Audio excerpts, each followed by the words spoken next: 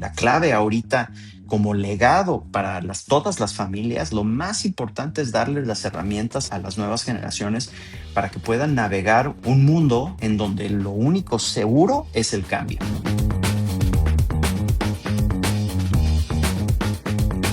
Las empresas sobreviven con resultados. Las familias trascienden con legado. Cuando hablamos de legado en las empresas familiares, muchas veces pensamos únicamente en negocios, patrimonio o poder. Pero el verdadero legado casi nunca está escrito en un balance general. Bienvenidos a Familias en los Negocios. Soy Alex Méndez. En este episodio tengo el privilegio de conversar con alguien que ha vivido el legado no solo como herencia, sino como responsabilidad. En esta conversación con Agustín Barrios Gómez hablamos de lo que se hereda sin darse cuenta, de cómo los valores se transmiten más por el ejemplo que por el discurso. Hablamos de lo que significa ser custodio de una historia familiar construida durante generaciones y al mismo tiempo tener la obligación de adaptarla a un mundo que cambia. Hablamos también de la transición entre generaciones, de la vida pública, como extensión del legado familiar y de la importancia de crear estructuras para que una historia no dependa de una sola persona, sino que pueda trascender en el tiempo. Antes de entrar de lleno a la conversación, quiero hacer una breve mención. Este episodio cuenta con el apoyo de London Consulting Group, firma que he visto acompañar a múltiples empresas familiares, privadas y públicas en la profesionalización de sus procesos para lograr ser más competitivos, ayudándolas a profesionalizar sus operaciones sin perder su esencia. Este equilibrio entre el impacto humano y resultados sostenibles es justo de lo que hablamos hoy.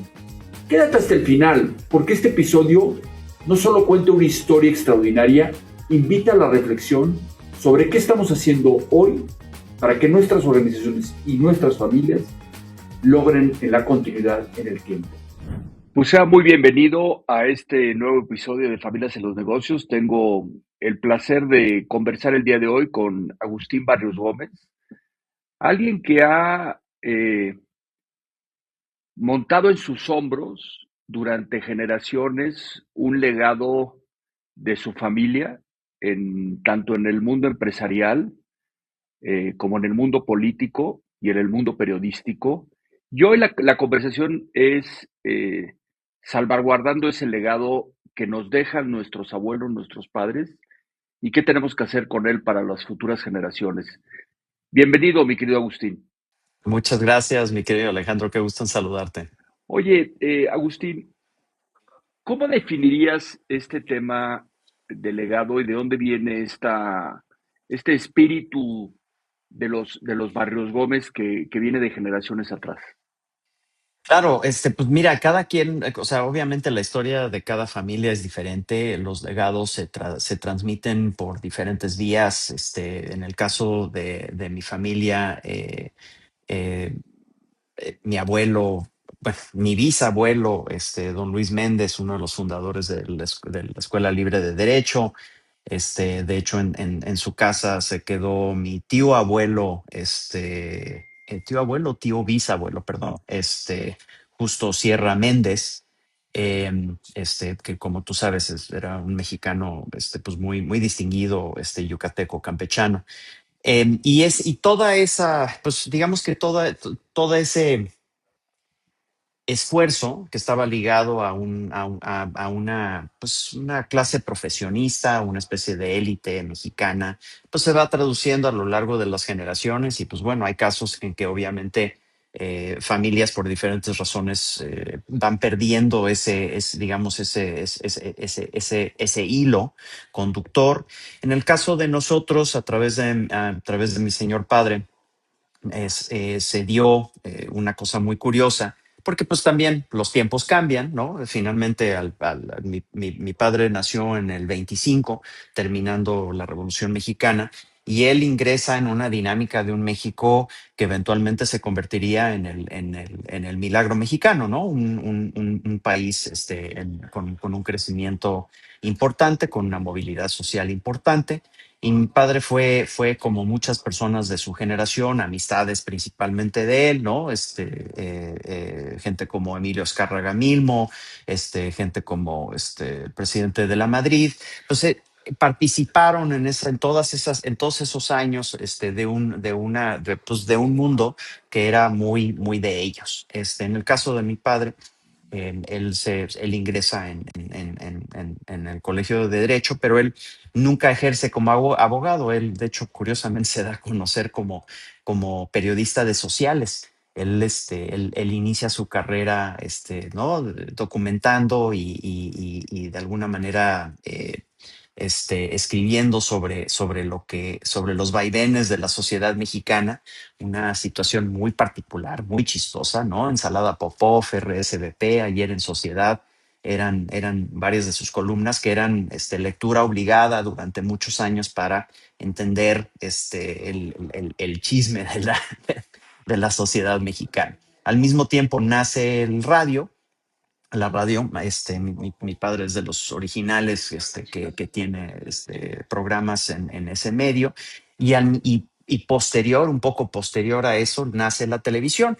Eventualmente también mi papá participó en la televisión durante 30 años, con programas tan importantes como Mesa de Celebridades y eventualmente Sin Comentarios, que se transmitía a nivel nacional en el Canal 5. Incluso mi padre en 1981 llegó a tener el récord mundial, no nada más de México, sino que del mundo, de número de programas de televisión por su recurrencia en la televisión.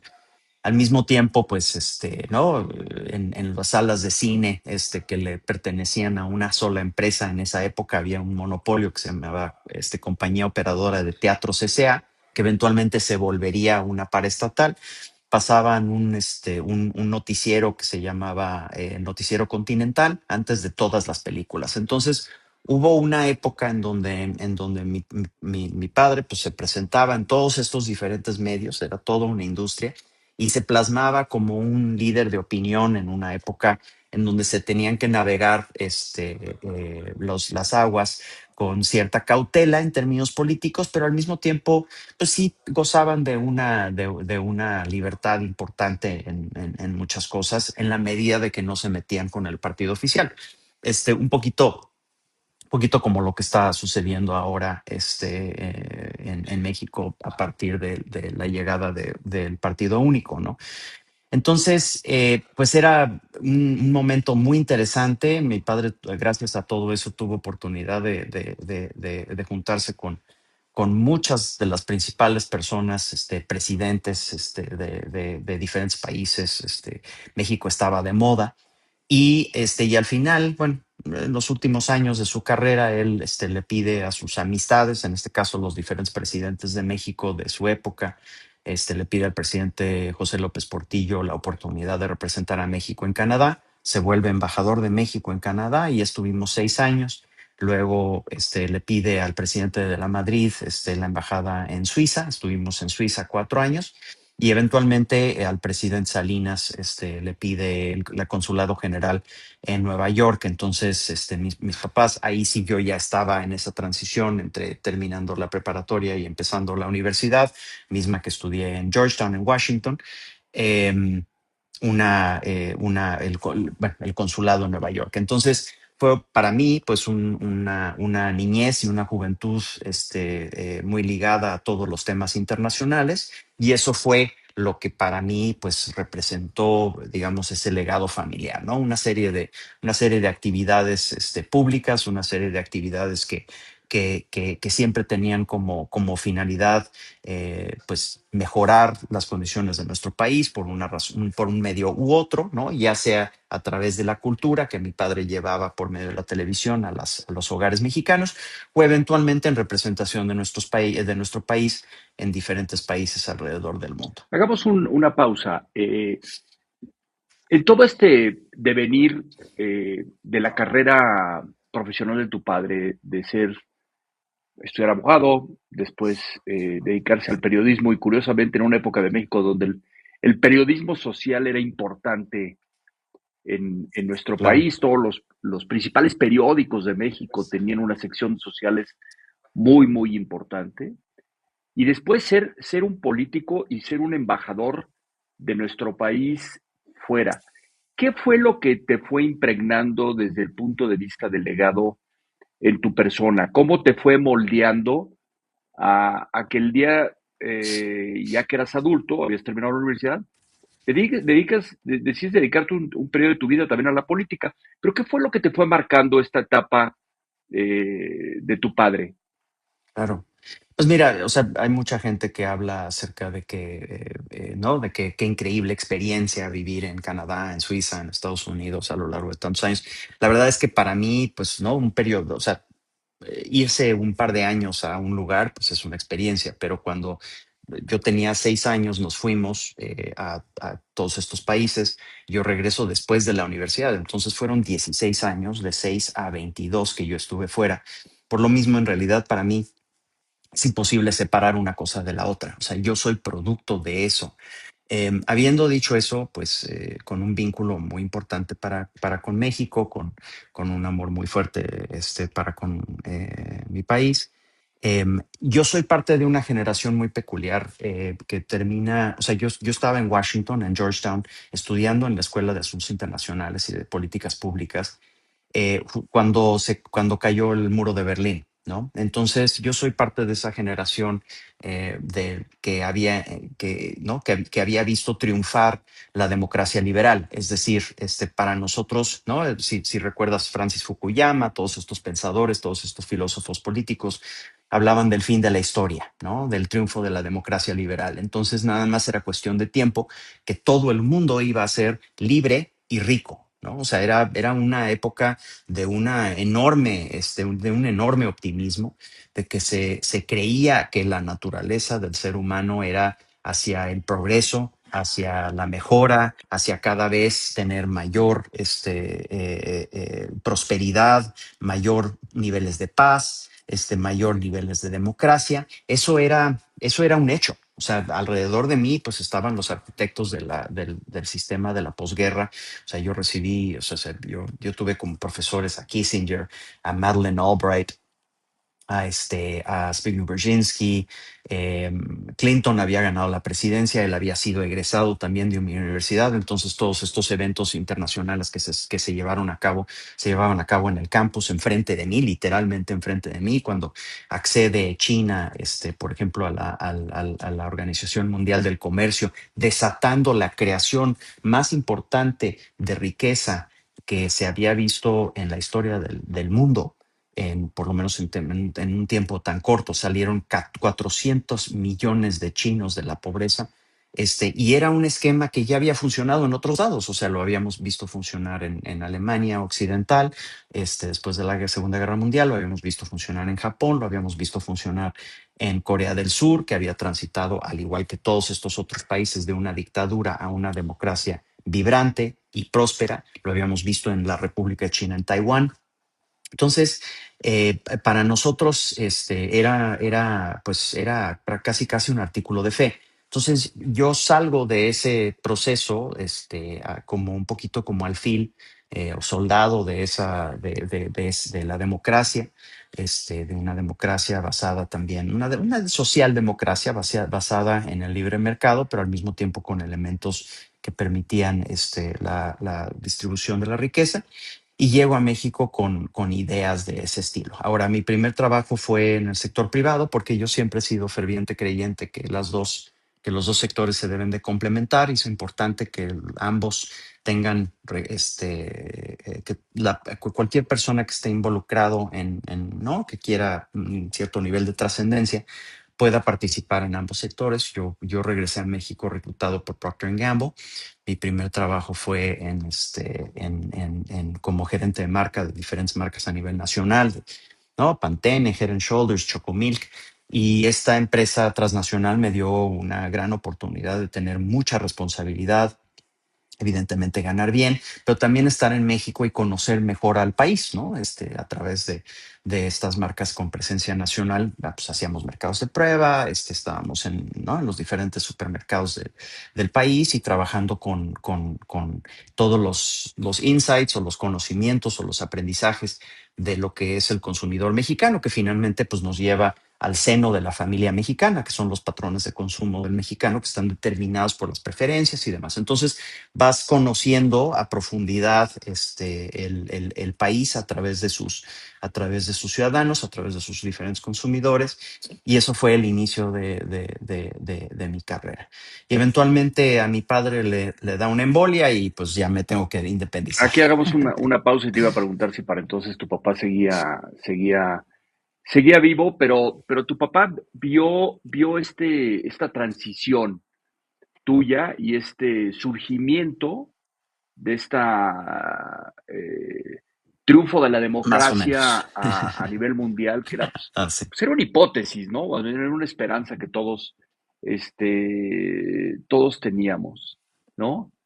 Pues mira, para nosotros, o sea, para los que lo vivimos en el corazón digamos, del lado que había ganado la Guerra Fría, la verdad es que era mucho más que una esperanza. O sea, para nosotros era un artículo de fe. O sea, Mm. realmente lo habíamos visto en todas las sociedades, lo habíamos visto entre los chinos, entre los japoneses, entre los alemanes, o sea, o sea, realmente, y cuando sucedió que la Unión Soviética se colapsa, o sea, fue una validación tremenda acerca de que este era el camino. Mi padre, como había vivido, pues, ¿no? Los vaivenes de México, de un México que no supo efectuar esa transición a nivel temprano, y no le tocó la parte, porque mi padre justamente en 1994, 95, le da una embolia, entonces no le toca la democratización en México de 1997 en adelante, ¿no? Él no Ujú. vive esa etapa, que francamente fue heroica, o sea, fue una etapa del país increíble, o sea, lo que sucedió a partir de 1997 hasta el 2000, pues ponle el 2016, 2018 realmente fue una etapa de un México que había logrado la democracia electoral a plenitud. De hecho, México diseñó y desplegó el sistema democrático más sofisticado jamás visto en el mundo, ¿no? O sea, a través de los diferentes mecanismos de un IFE que llevaba a cabo las elecciones con una pulcritud increíble, entrenando a 2 millones de ciudadanos en cada una de las elecciones de manera profesional, pero de manera inteligente, la ciudadanización de los procesos electorales, la credencialización de toda la población mexicana con diferentes salvaguardas, el monitoreo por parte de los diferentes partidos en todas las casillas. O sea, todos esos sistemas que hizo México fueron de primer nivel. O sea, nadie más llevó a cabo un proceso democrático tan completo como lo hizo México en ese pequeño periodo de tiempo. Eventualmente, pues bueno, ya sabemos que el nuevo partido único no tiene, bueno, ha concentrado el poder y ha hecho para atrás muchas de esas reformas, inclusive pues ya se acaba todo el periodo de la democracia en México. Pero durante esa época, pues sí era un momento de gran esperanza, y eso sí no lo llegó a ver mi papá. Entonces, él veía eso con un poquito de recelo porque pues, finalmente su experiencia lo había arrojado a otra cosa, pero al final del día, él ya en esos años ya le había bajado muchísimo el ritmo. Cuando le dio su embolia, realmente lo perdimos, o sea, lo perdimos realmente en el 95. Él moriría hasta el 99, pero él realmente dejó de participar pues realmente dejó de ser coherente en su habla y Ujú. demás en el 1995, ¿no? Oye, Agustín, y algunos se preguntarán por qué hoy tenía ganas de platicar con Agustín Barrios Gómez alrededor del legado. Porque no nada más es lo que nuestros papás construyen a manera de empresa, ¿no? O a manera de patrimonio, sino lo que nos van dejando a nivel de valores, de enseñanzas, y que vale la pena cuidarlo, pero también ponerle semillita a lo que va a seguir siendo el legado de tu familia. ¿Cómo definirías eso que tu papá y tu mamá te inculcaron y te dejaron y que te ha llevado hasta donde hoy estás? Eh, y en este transitar de también ser político, ¿no? Meterte, quedarte en México, participar en la vida pública mexicana, ¿no? Y hoy Claro. emprendiendo también un negocio muy importante a nivel de un fondo de inversión interesante, buscando también el crecimiento patrimonial, no nada más tuyo, sino de diferentes familias. Así es. Sí, mira, o sea, en realidad, gracias a todas esas inquietudes de mis papás, porque ahí sí voy a incluir ambos, pues se veía como una responsabilidad de aquellos que tenemos la oportunidad de participar, y de tratar de dejar el mundo mejor de lo que lo encontramos. Y justamente gracias a eso, o sea, yo tuve una serie de empresas, que incluyeron restaurantes, bares, tuve una comercializadora y demás que fue creciendo, pero al mismo tiempo llevé mi vida profesional en paralelo, de tal manera que estuve en Grupo Radio Centro con un programa todos los días, sobre temas de actualidad durante 3 años y eventualmente me lancé más a la vida pública a través de procesos electorales compitiendo por la jefatura delegacional Miguel Hidalgo en el 2003 y eventualmente ganando la Diputación Federal para Miguel Hidalgo, en ese momento Distrito Federal, en el 2012, que fue la legislatura, la 62ª legislatura, que fue una gran legislatura, la legislatura de las reformas estructurales, en donde implementamos unas 11 reformas estructurales de clase mundial, que fue, pues, digamos, el apogeo de todo ese esfuerzo de reformador y democrático que llevó a cabo nuestro país. Y yo luego a partir de ahí, pues ya hubo un cambio de régimen y pues se echó para atrás todo ese progreso que habíamos logrado. Pero lo que sí fue, pues fue una gran oportunidad para nosotros en la Cámara de Diputados de llevar a cabo unos procesos que de haberse permitido prosperar, pues habrían tenido un enorme impacto positivo en la vida de los mexicanos. Ya para el 2015 ya se veía que todo el paradigma, no nada más en México, sino a nivel internacional, estaba cambiando, que ya la democracia, como ya no era un valor, de la ciudadanía, ya, más bien se estaban buscando, pues, cultos a la personalidad, concentración de poder, todo lo que hemos visto en varios diferentes países. Y fue en ese momento, en el 2015, que yo recojo un poco digamos, mi sentir. em, pues yo había sido, o sea, yo me había forjado para ser partícipe dentro de un sistema democrático. Yo no era bueno para un sistema en donde existía una especie de tlatoani al cual se le tenía que rendir homenaje y digamos que toda la corrupción personal y nacional que nace de un sistema con ese nivel de concentración de poder. Y por lo mismo me decido retirar de la vida pública.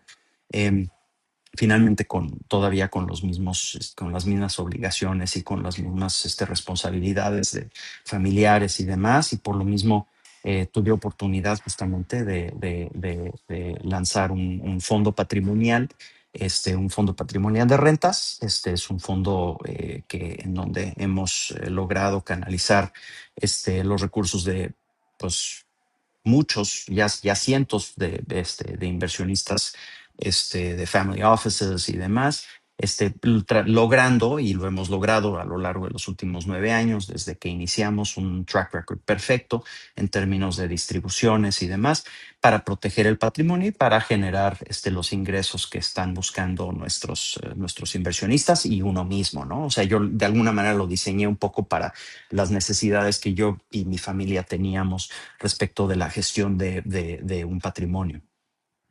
Y esto te ha permitido, Agustín, pues tener conversaciones interesantes con estas oficinas de familia que concentran patrimonios importantes, pero que también Claro. están salvaguardando este legado que les ha dejado cada uno de sus familias. Eh, ¿Qué has visto como un hilo conductor que une estas familias que de repente deciden confiar en tu modelo y darte el mandato de inversión? Claro, hemos visto grandes cambios en este sector económico porque a lo largo de las últimas décadas hemos visto una mucha mayor concentración de riqueza, pero lo interesante es que se ha masificado. O sea, por un lado, ha habido un estancamiento por parte de las clases medias mundiales, ¿no? No nada más estoy hablando de México, estoy hablando a nivel mundial. Las clases medias se han estancado, en términos patrimoniales y la están teniendo, pues, difícil, ¿no? En todas partes del mundo. Y al mismo tiempo, lo que originalmente era, digamos, el ámbito de exclusivo de unas cuantas familias se volvió mucho más amplio. O sea, hoy en día la cantidad de personas con un patrimonio importante suficiente para crear un family office. Un family office en realidad no es eficiente si no representa pues por lo menos unos 25 mínimo, en realidad 50 millones de dólares. Entonces han proliferado estos esquemas, digamos, estos grupos de inversionistas que antes en realidad eran una pequeña minoría, o sea, no se veía esa, digamos, esa enorme cantidad por lo menos en número, si no es en porcentaje, pero en número, han proliferado estas fortunas de diferentes familias a nivel global y México no ha sido la excepción. O sea, tú de repente te topas con familias en lugares que pues, no pensarías, ¿no? Ciudades secundarias o inclusive terciarias a nivel nacional, que pues arrojan unas fortunas importantísimas, ya sea basadas en temas del campo, en temas de desarrollo de bienes raíces, en temas, ¿no? Todos estos esquemas. Entonces, todo eso ha cambiado. O sea, realmente es algo impresionante cómo han proliferado estos nuevos esquemas de family offices. Y gracias a eso, pues se ubican ciertas oportunidades de diversificación. Nosotros, de hecho, somos una herramienta de diversificación. O sea, nosotros somos un fondo de ingresos recurrentes, ¿no? Nuestros ingresos se distribuyen trimestralmente y se basan sobre contratos forzosos de largo plazo con empresas AAA en propiedades principalmente industriales en Estados Unidos. Estamos diversificados tanto geográficamente, estamos en 15 diferentes ciudades en Estados Unidos, como en términos de riesgo contraparte. Tenemos 170 inquilinos, ninguno representa más del 5%, entonces, y con un track record perfecto ya de 9 años de distribuciones. Entonces, lo que estamos viendo es que hay un apetito para un cierto porcentaje del portafolio para que genere esa, bueno, por un lado, que haya la protección del capital, que es tu mandato principal, y segundo, que tenga ingresos atractivos considerando el nivel de riesgo. Entonces, si nosotros hablamos de un ingreso, palabras más, palabras menos, de un 10% en dólares, y que traemos ese track record que lo respalda, pues hay un interés por parte de los inversionistas de tener ese acceso a ser dueños de un portafolio diversificado. Tenemos la particularidad también que somos evergreen, ¿no? Entonces, eso quiere decir que constantemente estamos ampliando el portafolio, constantemente estamos comprando nuevas propiedades y constantemente nuestros inversionistas se están viendo más y más diversificados. Y eventualmente también están aprovechando el hecho de que nos hemos vuelto, digamos, un referente en nuestros mercados principales. La verdad es que ha sido un fondo muy exitoso, de tal manera que constantemente estamos comprando propiedades por debajo del precio de mercado, lo cual nos permite también generar valor para nuestros inversionistas, no nada más desde el lado del cash on cash, ¿no? Desde el lado de los ingresos recurrentes, sino también desde el lado de la TIR, que es cuando ejecutamos ventas estratégicas, cuando ya cada una de las propiedades cumple sus objetivos de negocio. Y hablando un poquito de legado, eh, ¿cómo estás visualizando el pasar este legado de emprendedurismo, de lo que tu familia te ha inculcado, a la siguiente generación, a tu hija? En ese Claro. sentido, sabiendo de antemano que tu hija está buscando un derrotero profesional totalmente diferente al tuyo, ¿no? Pero que también, pues, de alguna manera, el día que tú te vayas, ¿no? Alguien va a tener que cuidar y salvaguardar esta parte del legado y de la historia de tu familia. Claro, a ver, tú sabes que la gente tiene diferentes objetivos y el camino de cada quien es el camino y de cada quien, ¿no? Yo respeto mucho, o sea, particularmente viniendo de una familia como la mía, en donde cada generación pues ha tenido su éxito, o sea, yo me voy ya 4 o 5 generaciones atrás y la verdad es que son personas que sí tuvieron un impacto en el mundo que les tocó, pero cada uno diferente, ¿no? O sea, llámese un Justo Sierra, o llámese un Luis Méndez, ¿no? 3, 4 generaciones atrás, llámese un Agustín Barrios Gómez primero, que fue mi abuelo, que fue un gran abogado, una persona muy respetada, y un periodista importante, llámese un Agustín Barrios Gómez segundo, que fue mi padre, que pues, brilló en la parte de traer, o sea, y de comunicación, de traer la cultura a México. Yo todavía, cuando voy a lugares como Hermosillo y demás, pues, o sea, gente ya un poco grande, porque pues fue hace muchos años, se acerca conmigo y me dice, oye, pues yo veía a tu papá, y tu papá me abrió el mundo, ¿no? O sea, te estás hablando de que inclusive ciudades tan importantes como Monterrey, realmente su conexión con el mundo eran los canales de televisión a nivel nacional y llegaba un vuelo, un DC-9 o lo que fuera de Aeroméxico, llegaba con los periódicos y párale de contar. O sea, incluso ciudades que hoy en día son importantes eran o sea, eran espacios muy, muy, muy perdidos en el espacio con poco contacto. Entonces, cuando mi papá hacía programas especiales, sin comentarios, y hablaba del mundo entero y traía imágenes del mundo y y les platicaba de la cultura, los sistemas políticos, de lo que estaba pasando alrededor del mundo, pues realmente sí era un legado de traer el mundo a México. Y eso lo agradecen pues millones de mexicanos en su momento, me lo han agradecido a nivel personal miles de personas.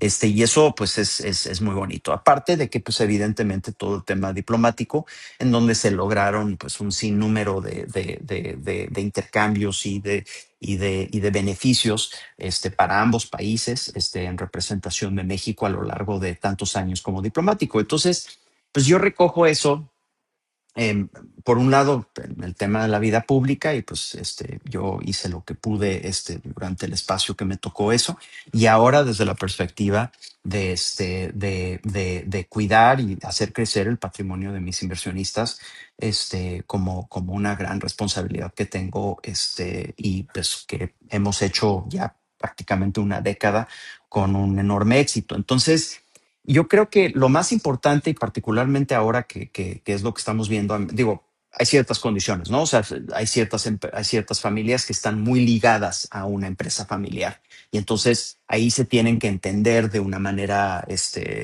cada quien tiene que entender su futuro en ese contexto. En el caso de mi familia, Sofía, mi hija, pues sabe perfectamente bien que tenemos ¿no? Este legado empresarial. Ella sí está, ¿no? Buscando su derrotero más en temas artísticos y culturales, pero al mismo tiempo, tú sabes, Alejandro, que este es un mundo con muchos cambios. O sea, hay que ser bueno en muchas cosas. Entonces, mi sugerencia, y pues bueno, por el momento mi hija tiene 17 años, pero próximamente tendrá oportunidad de hacer alguna, ¿no? De estar de becaria, de hacer algunas prácticas profesionales en mi empresa, para que sepa, pues, de todo en ese sentido. Yo creo que la clave ahorita como legado para todas las familias, lo más importante es darles las herramientas a las nuevas generaciones para que puedan navegar un mundo en donde lo único seguro es el cambio, ¿no? Entonces, eso es fundamental. Y eso significa que, por un lado, sí, o sea, mi hija tendrá todo mi apoyo para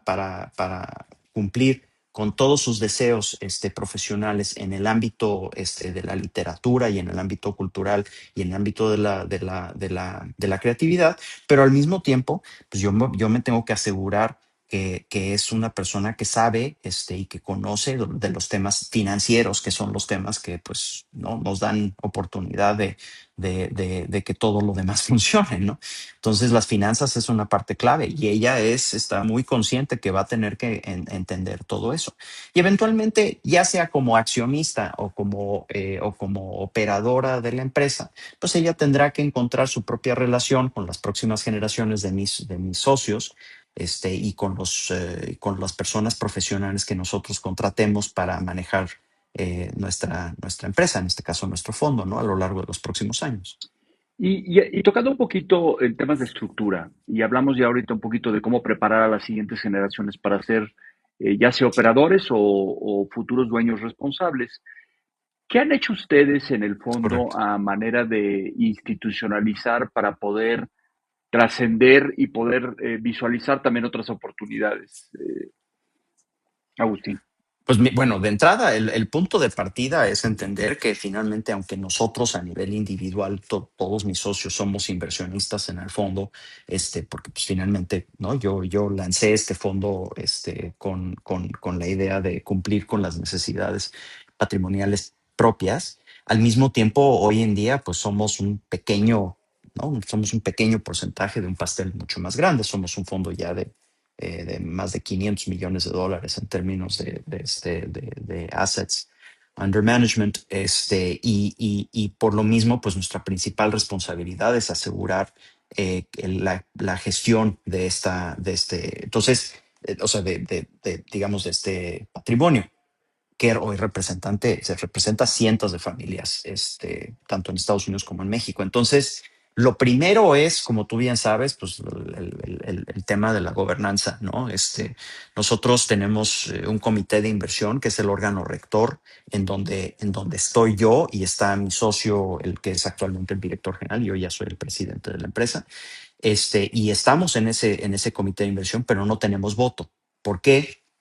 Porque seríamos juez y parte. O sea, nosotros como personas que operamos el fondo, presentamos las oportunidades de compra y las peticiones de venta al comité de inversión, en donde está representado hoy en día el 26% del capital y donde tenemos miembros que son completamente independientes. Entonces, esa gobernanza corporativa, ¿no? Ese gobierno corporativo es fundamental, ¿no? Y tiene que ser independiente. Ahí nosotros no podríamos tener voto, porque justamente como somos personas que operamos el fondo y que obviamente vamos a llevar propuestas que nos hacen sentido a nosotros, pues no podemos ser juez y parte. Entonces yo creo que uno de los temas más importantes para cualquier organización y cualquier familia que busca resguardar su tema patrimonial es asegurar que su gobierno corporativo tenga una cierta independencia. Y eso es lo que nosotros hemos ejecutado a través del comité de inversión como órgano rector del fondo. Y todas las decisiones, ya sea de compra, de distribución de ingresos y de venta de propiedades, pasa únicamente por ahí. O sea, no es algo que nosotros decidimos como a nivel personal. Esto es algo que tiene un órgano colegiado que representa más de la cuarta parte de todo el capital invertido y que tiene también un par de miembros que profesionales de la industria con enorme conocimiento, con múltiples décadas de experiencia profesional en el gremio, que son los que toman la decisión. Y eso sería una sugerencia que yo le haría a cualquier organización que busca trascender en el tiempo, ¿no? O sea, les ha permitido fortalecer controles sin perder esta visión de futuro hacia dónde queremos llevar. Y también les ha permitido tomar mejores decisiones, pues porque tienes expertos, como tú bien decías ahorita, expertos con décadas de experiencia en el sector. Y que de alguna manera, Completamente. en un tema de sucesión, el día que tú no estés, pues este órgano de gobernanza le va a permitir también a tu hija pues participar y tener expertos que le ayuden a tomar mejores decisiones desde el punto de vista patrimonial personal de tu familia, Evidentemente, ¿no? Y, 100%. y en Y el, no va a ser una cuestión en donde todo se muere conmigo o todo se muere con mi socio. exactamente. Y en este contexto también, ¿cómo estás salvaguardando esta historia de tu familia para que no se pierda el día que tú no estés? Porque la verdad es que lo veo constantemente en muchas familias empresarias en donde no documentan la historia de sus familias y la verdad es que el día de mañana que no estén se va a perder. ¿Has hecho algo en ese respecto? Interesante que lo digas, porque vengo de una familia de mucho escribir, pero de poco escribir sobre nosotros. O sea, a mi papá, la verdad es que mucha gente, mucha gente le pidió que escribiera sus memorias, no lo hizo. Se perdió esa oportunidad y luego me lo han pedido a mí, pero el problema con yo tratar de retratar pues la vida de mi padre es que es un México que yo no viví. O sea, yo no nada más no viví el México del milagro mexicano en donde él hizo la mayor parte de su carrera profesional y el nacimiento de los nuevos medios, primero de radio, luego televisión, y todo lo que fue el desarrollo, ¿qué? El desarrollo estabilizador que de la época. Este, no nada más no viví eso, sino que aparte la parte que me hubiera correspondido vivir, que era justamente ese México de los años, finales de los años 70, 80 y 90, tampoco lo viví porque estaba yo fuera. Entonces, curiosamente, pues yo no me sentí con la seguridad de poder retratar esa vida de mi señor padre. Y ahora que me preguntas acerca de lo que significa para mí, porque pues finalmente sí he vivido también tiempos interesantes y he tenido oportunidad de convivir con personas de gran trascendencia a nivel nacional y a nivel internacional, pues es algo que sí, eso va a tener que ser una decisión propia, ¿no? Porque finalmente las conversaciones que he tenido con mi hija sí han incluido elementos de todo esto, obviamente, pues es el legado que yo le comparto, son los aprendizajes que yo tengo, que pues están evidentemente basados sobre mis propias experiencias. Entonces, ahí está un poco abierto a debate acerca de si en algún momento voy a escribir un libro. Curiosamente, la semana ¿qué es? Esta semana tengo la presentación de un libro del embajador Héctor Cárdenas, que es todo un personaje, que fue un gran amigo de mi papá y hoy en día es amigo de mi señora madre, que fue embajador de México en Rusia, en Egipto, en varios países africanos, y él escribió sus memorias y están muy divertidas, están muy bien escritas. Ya tendré que tomar una decisión personal acerca de si eso es algo que yo quisiera compartir, con mi hija y con el mundo, ¿no? Porque finalmente también hay un tema ahí, Pues mira, pero toma mucho tiempo. la historia es quien la escribe y yo siempre invito a las familias con las que converso es no dejen pasar la oportunidad de documentar la historia de su familia. Te lo dejo ahí como probablemente un futuro proyecto Claro. 226, mi querido Agustín, porque hay que recordar una cosa, tenemos la gran ventaja hoy que todavía muchos personajes de la vida de tu padre, que intercambiaron experiencias con tu padre, siguen vivos. Ya nos quedan pocos, porque mi padre también era del 25, me explico, pero todavía hay manera Sí. de, tu madre está muy bien de salud, ella vivió toda esta etapa con tu padre, yo creo que vale la pena documentarla para futuras generaciones. ¿Qué te llevas de aprendizajes que crees que las Sí. familias empresarias que hoy nos escuchan se podrían llevar de todo trayectoria de tu vida y de tu padre y de la salvaguarda del legado que has tenido a lo largo de los años? Pues mira, yo creo que queda muy claro que todos los que tenemos las oportunidades en términos educativos, en términos de gozar de posiciones de toma de decisión, ya sean empresariales o en la vida pública, tenemos una pues tenemos una responsabilidad, primero ante nuestros, ¿no? Ante nuestros empleados, ante nuestros clientes, en nuestro caso, ante nuestros inversionistas, tomar muy en serio eso, no creérnosla en términos de que nosotros siempre vamos a ser los que tomamos las decisiones correctas, establecer mecanismos institucionales de toma de decisiones en donde podamos proteger nuestro patrimonio, nuestra organización, nuestra empresa de las decisiones arbitrarias, incluso de nosotros mismos. Creo que eso es una parte fundamental.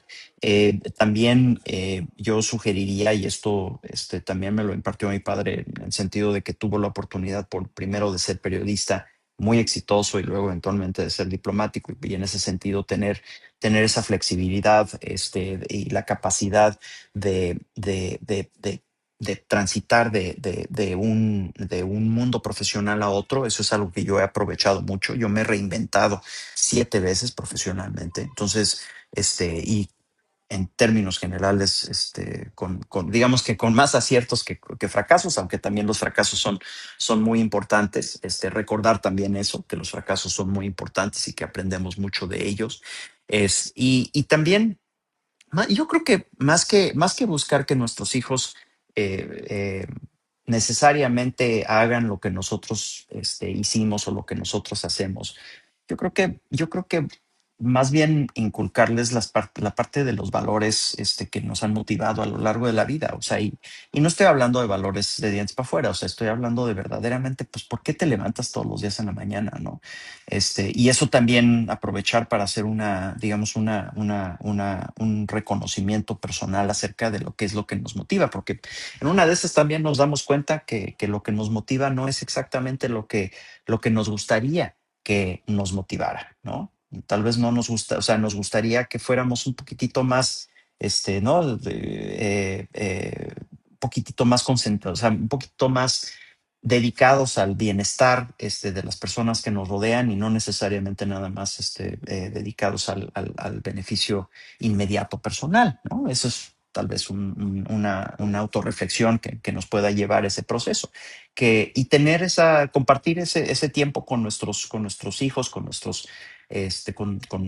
como mentores. Yo he tenido la oportunidad de ser mentor de varias personas a nivel profesional en todos los diferentes ámbitos y siempre yo me he dado el tiempo, y ese es un compromiso conmigo mismo, de que cada vez que alguien, un joven, una persona joven, busca esa guía, profesional y personal, siempre mi compromiso conmigo mismo siempre ha sido, brindarle ese tiempo, para sentarme y para tratar de entender cuál es su perspectiva y qué le puedo yo compartir de mi experiencia que le pudiera ser de beneficio. Eso es, pues, realmente lo que yo resaltaría. Pues muchísimas gracias, te agradezco estos minutos que me has dedicado, mi querido Agustín. Te deseo muchísimo éxito este 2026 que apenas está arrancando y que sigas construyendo ese legado que tus padres te dejaron. Muchas gracias, mi querido Alejandro. Esperemos así hacerlo. Estamos muy motivados en ICP, en International Capital Partners, para este 2026. Buscamos otro año de crecimiento y de éxitos y de servicio a nuestras familias inversionistas para temas patrimoniales, que es finalmente el objetivo que nos alienta en el trabajo. Te mando un Pues abrazo. ha sido un placer tenerte en Familias en los Negocios una vez más, un episodio más lleno de aprendizajes. Gracias, Agustín. Gracias a ti, Alejandro. Al cierre de esta conversación con Agustín Barrios Gómez, queda claro algo muy importante. El legado no es algo que se recibe pasivamente, es algo que se interpreta, se honra y se transforma. Hoy nos llevamos aprendizajes muy poderosos. El primero de ellos, que el legado no se limita a empresas o patrimonios, sino que vive en los valores, en la forma de participar en la sociedad y en las decisiones que tomamos cuando nadie nos está mirando. Como segundo aprendizaje, te comparto que preparar a la siguiente generación no significa imponerles un camino, sino darles contexto, referentes y estructuras para que puedan ser dueños responsables, incluso cuando elijan rutas distintas. Y tercero, que si la historia familiar no se documenta, se pierde. Y cuando se pierde la historia, se pierde identidad, se pierde sentido y se pierde continuidad. Las familias que logran trascender generaciones no son las que acumulan más, son las que entienden que vale la pena cuidar y que debe evolucionar. Agradezco el apoyo de London Consulting Group, firma que he visto acompañar a múltiples empresas familiares, privadas y públicas en la profesionalización de sus procesos hasta lograr ser competitivas. Si algo de los temas que traté hoy resuena contigo, te invito a escribirme al canal de YouTube o a seguirme en Spotify. Y si algo de esta conversación te hizo sentido, mándame un comentario o búscame en LinkedIn como Alex Méndez Family. Me encanta seguir la conversación con familias que están pensando seriamente en su legado. Gracias. Y hablando de crecimiento real, en London Consulting Group, creemos que la transformación comienza cuando los líderes deciden actuar. Growth Stories, una serie que presenta casos de éxito de líderes que transforman visión y estrategia en acción. Descúbrelo en nuestro canal de YouTube y landing page. Hoy observas, mañana puedes liderar el próximo Growth Story, reimaginando los resultados, redefiniendo el futuro. London Consulting Group.